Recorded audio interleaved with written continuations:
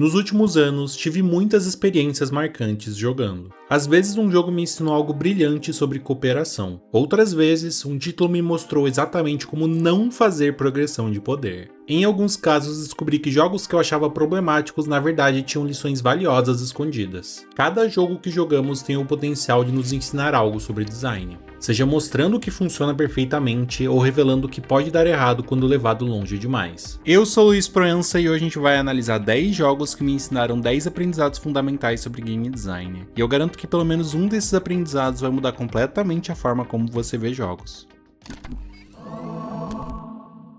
Primeiro aprendizado: bom design é atemporal. Vamos começar com Tunic, um jogo indie de 2022 que me proporcionou uma das experiências mais marcantes dos últimos anos. No início, você controla uma pequena raposa que pode até bater nas coisas, mas não consegue realmente afetar o ambiente. Mas então, você encontra uma espada. E de repente, aqueles arbustos que te bloqueavam podem ser cortados. É um momento genuinamente empolgante de descoberta. À medida que você explora, mais ferramentas aparecem: o escudo, o gancho, a varinha mágica. Cada novo item não só adiciona capacidades, mas incentiva você a revisitar áreas anteriores e testar suas novas habilidades. E a interface foi pensada especificamente para isso. Você pode remapear os botões a qualquer momento, adaptando os controles conforme suas necessidades mudam. Tudo isso soou incrivelmente inovador, até que eu percebo algo interessante. Zelda Link's Awakening fez exatamente isso, em 1993, 29 anos antes de Tunic existir. A espada que corta arbustos antes inacessíveis, os itens coletados através da exploração, a possibilidade de remapear os botões. Tudo idêntico. E isso não é demérito algum para Tunic. Na verdade, é o maior mérito de Link's Awakening: criar uma estrutura de game design tão sólida e divertida que 30 anos depois ainda funciona perfeitamente e soa inovadora para as novas gerações. Esse é o primeiro aprendizado: um bom game design é verdadeiramente atemporal. As melhores mecânicas transcendem gerações não por acaso, mas porque tocam em algo fundamental sobre como gostamos de jogar e descobrir. Segundo aprendizado: abdicar do controle com propósito. Despot Game é um auto-battler, um gênero que por definição você passa a maior parte do tempo assistindo suas unidades lutarem sem que você tenha uma interferência direta. Pode parecer chato deixar que o jogo se resolva sozinho ao invés de ter total atuação como jogador, mas Despot Game me ensinou que isso pode ser extremamente divertido desde que duas condições sejam atendidas. E a primeira delas é visibilidade. Você precisa entender constantemente o que está acontecendo. Antes de qualquer batalha, o jogo deixa claro que tipos de inimigos você vai enfrentar e onde estão posicionados. Durante a luta, cada arquétipo tem seu visual que comunica instantaneamente seu papel. Tanques sempre têm escudos, mesmo que seja uma geladeira. DPS sempre empunham uma arma clara. Rangeds carregam arcos, pistolas ou elementos mágicos. Você nunca fica perdido sobre quem faz o quê. A segunda condição é ainda mais importante: você precisa sentir que tem impacto real no resultado. E isso acontece através de posicionamento estratégico, das sinergias entre as unidades e da adaptação constante às ameaças que aparecem. E quando habilidades horizontais são adicionadas, especialmente aquelas limitadas a grupos específicos de personagens, elas criam novas camadas de estratégia que mantêm você investido no resultado. O aprendizado aqui é que abdicar do controle pode ser extremamente satisfatório, desde que as informações sejam claras e que sua agência seja exercida nos momentos certos. Terceiro aprendizado: agência através da descoberta. Her Story é um jogo sobre investigar depoimentos através de fragmentos de vídeos. Não há múltiplos finais, não há escolhas que mudam dramaticamente a narrativa. Quando pensamos em agência narrativa em jogos, geralmente imaginamos jogos como Detroit Become Human ou jogos da Telltale, onde nossas escolhas alteram significativamente o desenrolar da história. E esses são exemplos válidos de agência. Mas Her Story me mostrou uma forma completamente diferente de participar ativamente de uma narrativa. Em Her Story, sua agência não está em mudar os eventos, mas sim como você os descobre. A palavra-chave que você digita determina qual fragmento você vai assistir. Dois jogadores podem ter experiências completamente diferentes da mesma história, dependendo de quais pistas seguem primeiro, quais conexões fazem e como interpretam as informações que recebem. A jornada de descoberta se torna a sua participação na narrativa. Você não está mudando o que aconteceu, mas está ativamente construindo a sua compreensão dos eventos. Cada jogador essencialmente constrói sua própria versão da história na ordem que faz mais sentido para ele. E isso é uma forma poderosa de agência narrativa que muitos desenvolvedores ainda subestimam. O aprendizado: a agência não necessariamente precisa alterar os eventos. Às vezes, ter controle de como você descobre a história pode ser igualmente poderoso. Quarto aprendizado: design de mundo intencional. Eu sempre fui apaixonado por jogos de mundo aberto, mas aqui está o problema. Não adianta ter missões incríveis e locais interessantes se os jogadores não as encontram. Muitos jogos de mundo aberto pecam exatamente nisso. Criam um conteúdo interessante, mas o escondem de forma que apenas uma fração de jogadores vai experimentar. Fallout New Vegas é uma obra-prima de level design, porque garante que você vai encontrar os pontos interessantes. Meu exemplo favorito é Helios One, uma instalação de energia solar gigantesca. Primeiro, é visualmente impossível de ignorar. Painéis solares gigantescos, soldados patrulhando, uma estrutura que se destaca completamente da paisagem. Algo que Fallout faz muito bem com qualquer estrutura importante no jogo. Mas além disso, 3 missões diferentes fazem você passar por perto ou até mesmo te fazer visitar diretamente a instalação. Os designers garantiram que não importa qual caminho você escolha, você vai descobrir esse conteúdo. E isso se repete por todo o jogo. As rotas naturais de viagem são cuidadosamente planejadas para que você tropece em locais interessantes mesmo quando você não está procurando especificamente por eles. E caso isso não aconteça, várias missões vão te dar um empurrãozinho para conhecer esses lugares. O aprendizado é: não basta criar conteúdo interessante, você precisa garantir que os jogadores vão encontrá-lo. Isso necessita de design intencional e não apenas sorte. New Vegas mostra que a verdadeira arte do design de mundo aberto não está apenas em criar locais incríveis, mas em orquestrá-los de uma forma que a descoberta pareça orgânica e inevitável. Quinto aprendizado: números aumentando são satisfatórios. Vampire Survivors é, na essência, um jogo sobre ver números ficando maiores, e isso pode ser surpreendentemente divertido. A cada level up, seus ataques ficam mais fortes, mais rápidos e atingem mais inimigos. A cada segundo que passa, você literalmente vira mais poderoso. Isso pode soar muito simples, quase básico demais para sustentar um jogo. Afinal, estamos falando sobre ver números ficando maiores em uma tela. Mas existe algo quase hipnotizante em observar sua progressão de poder acontecendo em tempo real, vendo seus ataques evoluírem de pequenos acertos para explosões devastadoras que dominam a tela. E isso explica por que RPGs e roguelikes são gêneros tão poderosos. A progressão de poder toca em algo psicológico fundamental, nosso desejo de crescimento e domínio. Vampire Survivors destila essa sensação à sua essência mais pura. Não há história complexa, não há mecânicas elaboradas, apenas progressão constante e feedback visual imediato do seu crescimento. O aprendizado aqui é que não devemos menosprezar o poder da progressão numérica. Quando bem implementada, ver números crescendo pode ser extremamente gratificante. E Vampire Survivors prova que às vezes a simplicidade é a sofisticação suprema.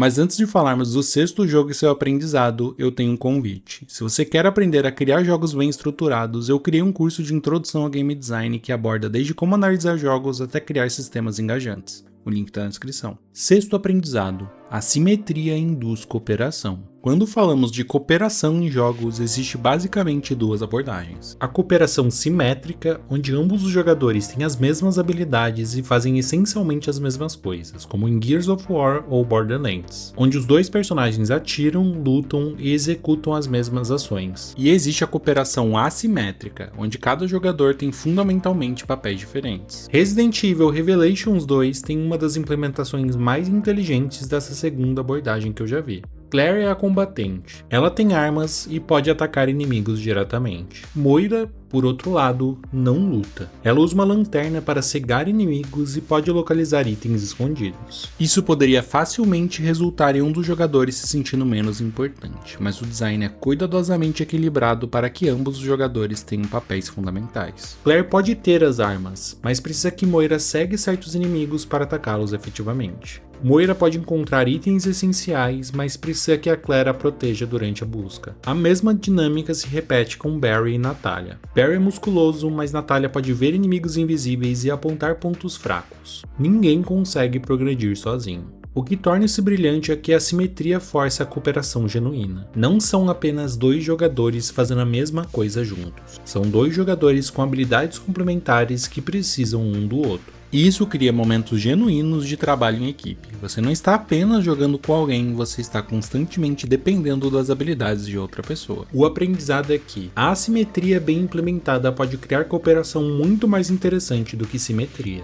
Quando cada jogador tem um papel único e indispensável, a colaboração se torna natural e necessária. Sétimo aprendizado: progressão horizontal transforma. Ok, já estabelecemos que ver números crescendo é divertido. Mais dano, mais vida, mais resistência. Tudo isso é satisfatório. Mas Divinity Original Sin 2 me ensinou que existe um tipo de progressão ainda mais interessante: a progressão horizontal. Em vez de apenas aumentar números, você ganha novas capacidades que mudam fundamentalmente como você pode abordar problemas. Pet Pal te permite conversar com animais, abrindo diálogos completamente novos e às vezes soluções alternativas para quests. Certos talentos fazem você se curar quando é envenenado, transformando um debuff em uma vantagem.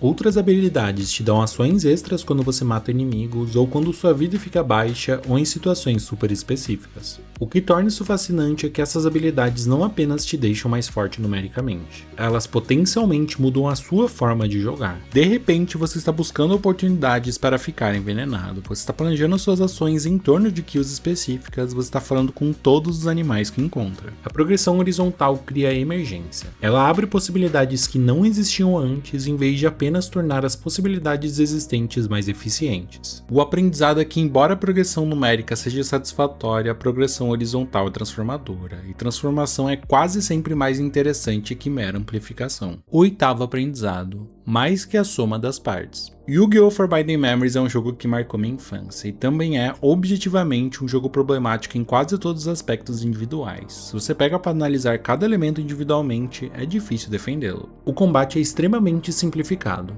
Basicamente, cartas com números maiores vencem cartas com números menores. O sistema de aquisição de cartas é um pesadelo de RNG. Você pode passar horas tentando conseguir uma carta específica sem sucesso. O jogo é recheado de grind. Você vai repetir as mesmas batalhas dezenas de vezes. O sistema de signos que determina vantagens e desvantagens é completamente contra-intuitivo. E existe a carta Twin-Headed Thunder Dragon, que é praticamente obrigatória para qualquer estratégia viável no início e no meio do jogo. Então, por que eu ainda jogo esse jogo até hoje? Por que ele conseguiu me marcar tanto? Porque quando todos esses elementos se juntam, ele se torna algo magnífico. A descoberta acidental de uma nova fusão, a tensão de uma batalha onde você está claramente em desvantagem, a satisfação de finalmente conseguir aquela carta rara depois de horas tentando. Todos os problemas individuais se transformam em características que juntas criam uma experiência única e inesquecível. O aprendizado aqui é profundo. Um jogo é maior do que a soma das suas partes. Às vezes, vários elementos individualmente problemáticos podem contribuir para uma experiência coesa e divertida. E isso me ensinou a avaliar jogos não apenas pelos seus componentes isolados, mas pela experiência total que eles criam.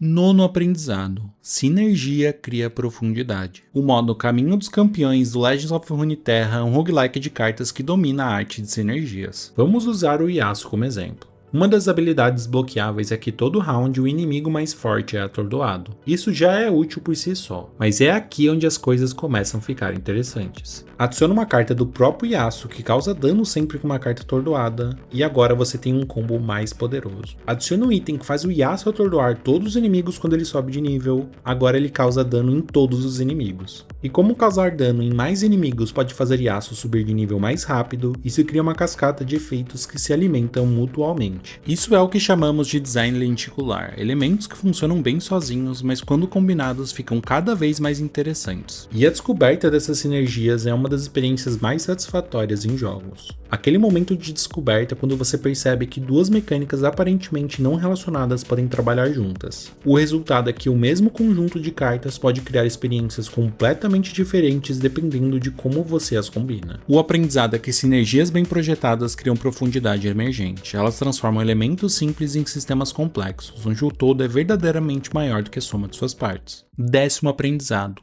saber quando parar. Borderlands 2 é em muitos aspectos um jogo excepcional. O combate é satisfatório, o mundo é interessante, o humor funciona, e a progressão constante de equipamento mantém você sempre buscando a próxima arma melhor. A variedade de armas é impressionante, as habilidades dos personagens são únicas e interessantes e é sempre algo novo para descobrir. Então por que eu nunca terminei nenhum jogo da série Borderlands? O problema está na duração. O Borderlands 2 demora 50 horas para ser zerado, mas eu sempre chego no mesmo ponto entre 25 a 30 horas. A novidade começa a passar, as mecânicas que antes eram empolgantes começam a parecer familiares demais. E eu paro de jogar. E aqui está o pior, depois que eu paro eu fico enjoado da fórmula por um tempo, eu não consigo nem pensar em jogar outros jogos similares. Compare isso com jogos como Portal, que dura 4 horas e me deixa com vontade de jogar mais. Ou Journey, que em 2 horas cria uma experiência inesquecível. Eu não quero dizer que jogos longos são ruins, mas um jogo longo precisa ter sistemas e conteúdo suficiente para me manter investido. Se Borderlands 2 durasse 25 horas ao invés de 50, eu provavelmente teria terminado ele e ficaria com vontade de jogar a sequência imediatamente. Existe uma curva de interesse em qualquer jogo. E o ideal é terminar antes que essa curva comece a declinar significativamente. Borderlands 2 tem vários momentos que seriam finais perfeitos, mas o jogo continua, diluindo o impacto desses momentos. O último aprendizado é talvez o mais difícil de aceitar. Saber quando parar é uma habilidade essencial de design. Nem sempre mais conteúdo e mais horas jogadas significa uma experiência melhor. Os melhores jogos terminam deixando você com vontade demais, não aliviado de que finalmente acabou. Esses foram os 10 aprendizados que mais me marcaram nos últimos anos de experiência com jogos. Desde a temporalidade do bom design em Tunic, passando pela arte de abdicar controle em Despot Game, até a importância de saber quando parar em Borderlands 2. Cada um desses jogos me ensinou sobre design de experiências interativas, e o mais interessante é que muitas vezes eles vieram de lugares inesperados. Às vezes, um jogo indie de 2022 nos ensina sobre a importância de designs que existem há 30 anos. Às vezes, um jogo objetivamente problemático nos mostra como elementos imperfeitos podem criar algo maior do que suas falhas individuais. Cada jogo que jogamos tem o potencial de ensinar algo sobre design, sobre experiências, sobre o que faz um jogo ser divertido e memorável. Existem centenas de outros jogos com lições igualmente valiosas esperando para serem descobertas. A questão é, você está prestando atenção?